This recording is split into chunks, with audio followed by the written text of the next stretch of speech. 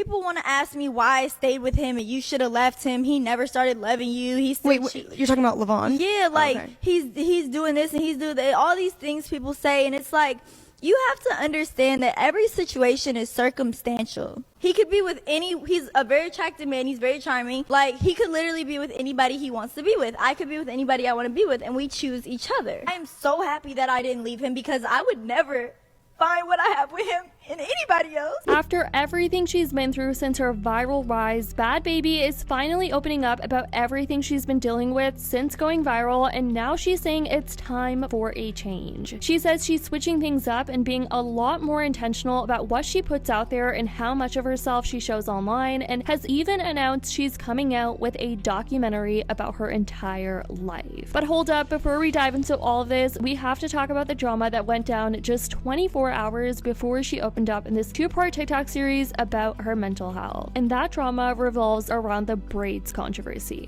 So prior to this TikTok video, Danielle was seen making a video in corner braids, and in this 10-minute TikTok video, she directly responded to a comment accusing her of cultural appropriation. Now, opinions were all over the place regarding her explanation, but here is what she had to say. Yes, babe, I am. I don't know why the full comment isn't popping up, but it says she's wearing braids. And I don't know why you're shocked. I've worn braids my whole career, as long as y'all know me, and before then. I honestly hate to keep talking about this, but I have some insight that I want to share with y'all, and I feel like it can't hurt. So, a little background on me. I was raised in Florida.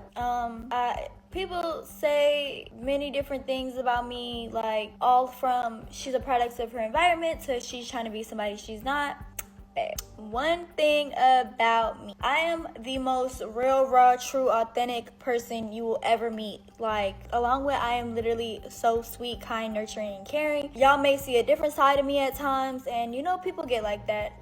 But I'm just being me, and anything I do, I am well educated on, and I would never do anything to offend somebody. I would never do anything to disrespect a culture or a race or just anybody, period. Like, so I'm Italian and Jewish. I can't speak for Jewish because I wasn't raised Jewish, it's just in my blood, but I was raised Italian, and anything I do outside of my culture that is Italian was shared with me by a person or people of that culture.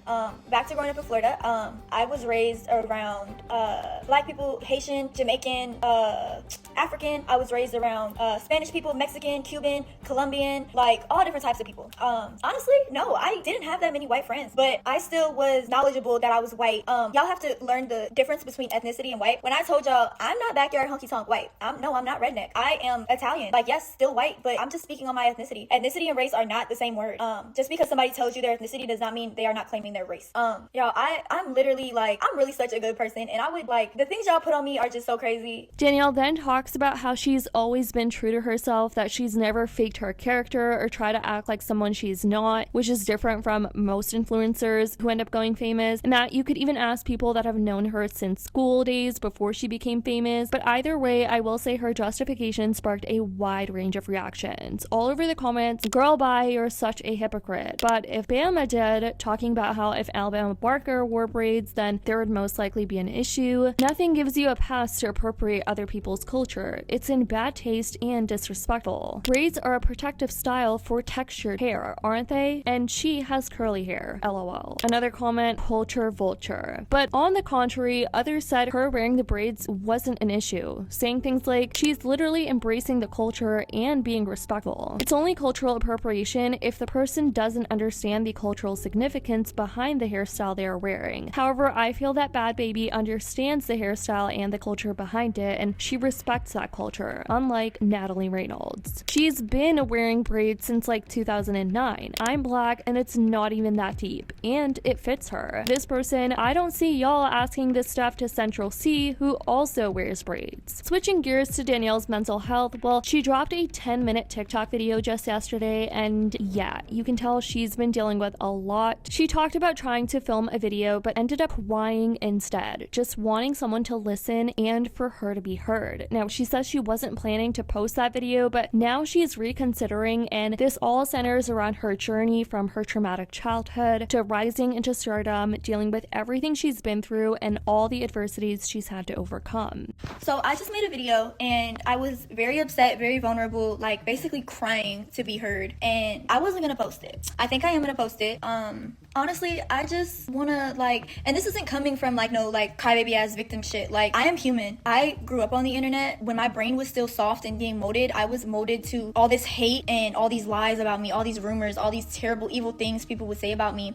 And it has dragged on into my adulthood. People mock my traumas. People mock my accomplishments. People make a complete joke and mockery of myself. And I take it so hard because I was a joke. I was a meme. And do you see what I turned that into? That's one thing. When people compare me to other people, I try to remind people, nobody was a fucking catchphrase and ended up with a fucking rap career, ended up with modeling careers, ended up with fucking all type of shit. Like, I was the youngest female rapper on Billboard. I was nominated for Best Female Rapper against Nicki Minaj and Cardi B at 15 years old. Then Danielle revealed she's working on a documentary and plans to drop it sometime soon because she feels as though no one really understands the real her. I have been through so much shit, good and bad, and I want to be able to share my story. I want to be able to share my traumas. I want to be able to share my accomplishments. I want to be able to share my journey. I am looking forward to working on a documentary, which I feel like will flip people's minds about me completely. A lot of people don't understand me. They don't take the time to understand me. They don't look into understanding me, but I feel like I can make this documentary so informative and entertaining as well that people will literally die to tune in. Like, I see myself so much bigger than what I am now, and I feel like honestly a lot of my ways hold me back, and I am going to post this video as one of my steps forward, because usually I wouldn't do no shit like this. Like, usually when I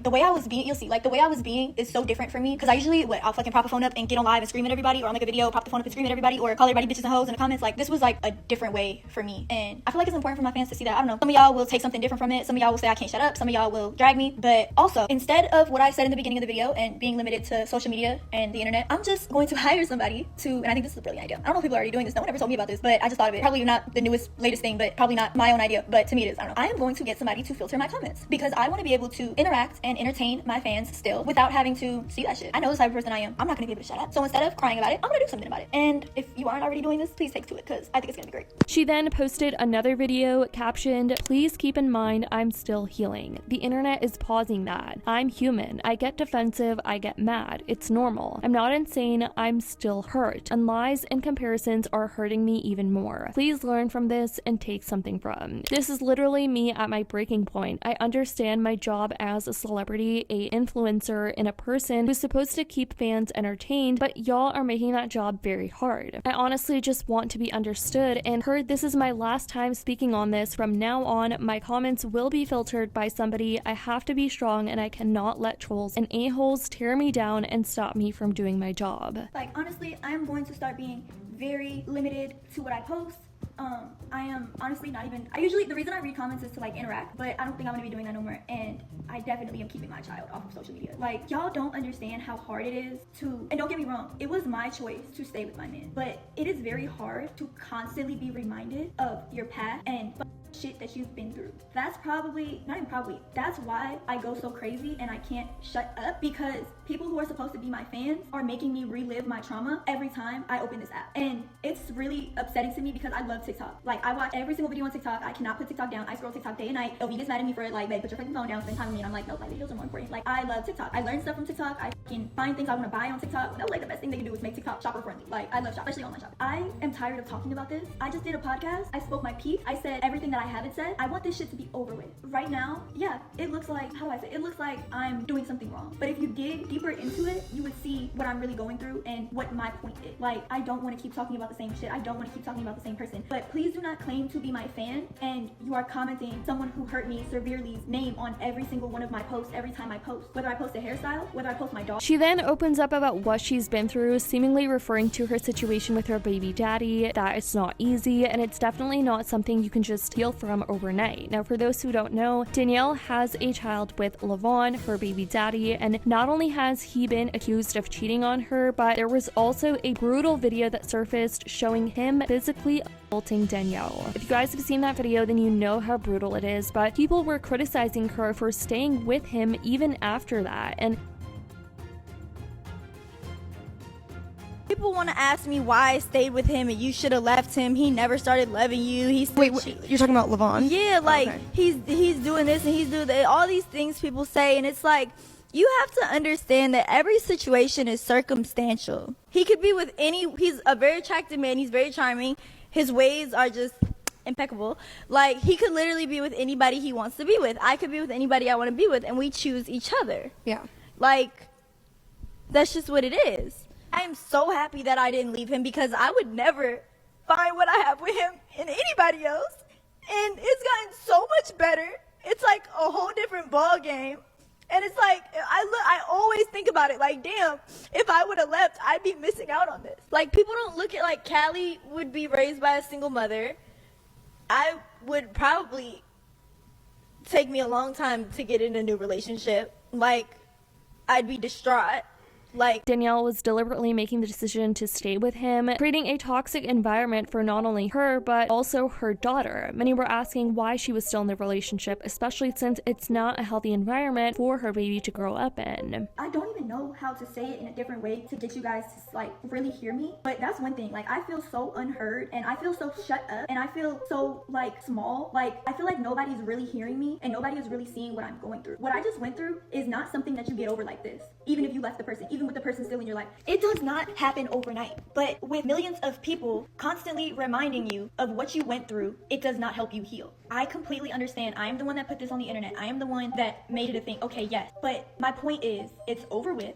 I am in the process of healing. I'm staying in my relationship. If you are my fan and you love me, why would you want to make that process harder? Like, comparing somebody to the woman they got cheated on with is literally the worst thing in the world you could do to a girl that is going through some shit like that. And millions of people. Y'all have to understand, I grew up on the fucking internet. I've been going through this shit my whole entire life. Every situation of mine that I had to go through that was put on the internet, I could not heal from it. It never got shut up about. This was Danielle opening up about how she broke down, you guys, and sharing her struggles recently. Let me know what you think about all of this. Sending her well wishes, and hopefully she is away from that toxic man, because he's just not it. Abuse is never justifiable, but who knows what's going on behind closed doors. If the situation was way worse than it seemed. Let me know what you guys think about all of this. I love you guys so much, and as always, I'll see y'all in the next video.